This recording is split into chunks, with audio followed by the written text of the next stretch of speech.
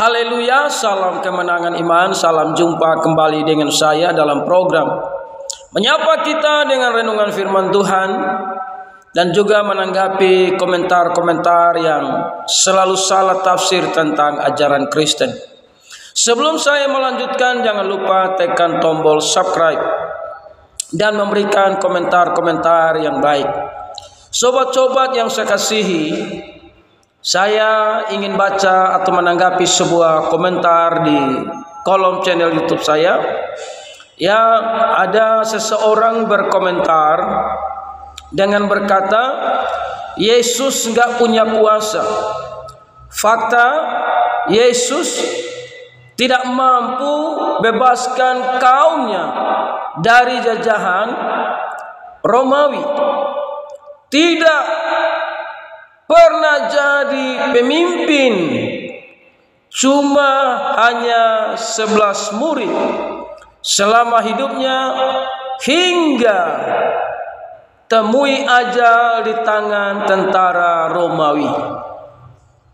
Sebuah komentar yang memang bodoh di hadapan Tuhan.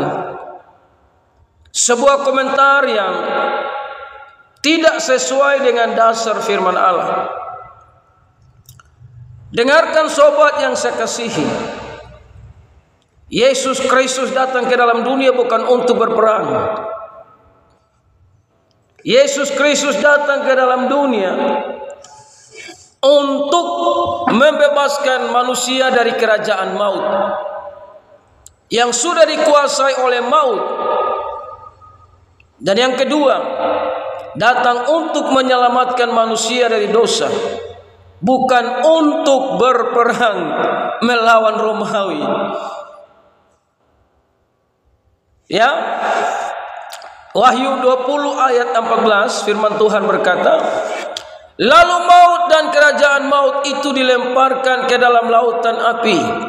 Itu kematian yang kedua, lautan api.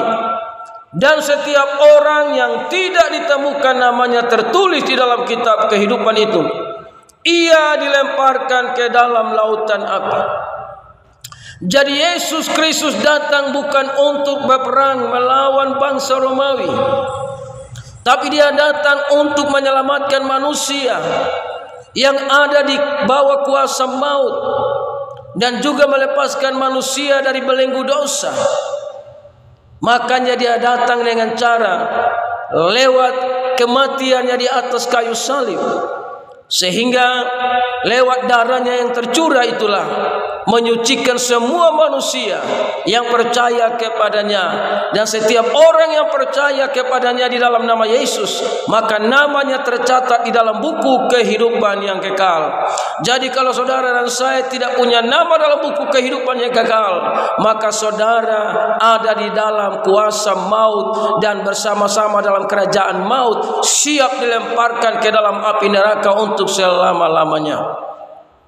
Jadi sekali lagi, Yesus datang bukan untuk berperang melawan bangsa Romawi, tapi dia datang melawan kerajaan maut. Lewat kematiannya itulah kerajaan maut dikalahkan. Makanya setiap orang yang datang merendahkan hati, percaya bahwa Yesus Kristus adalah Tuhan dan Juru Selamat, maka dia dibebaskan dari kerajaan maut dan dosa-dosanya diampuni. Maka dia boleh menerima anugerah keselamatan di dalam Yesus. Di luar Yesus, Anda punya nama tidak terdaftar di buku kehidupan di surga yang kekal. Hanya ketika percaya Yesus, nama saudara terdaftar di buku kehidupan yang kekal di surga yang kekal. Maka setiap orang yang percaya kepada dia bernama Yesus pasti selamat sampai kepada tujuan yang kekal, yaitu ketika kita menerima Yesus sebagai anugerah keselamatan. Haleluya, salam kemenangan iman.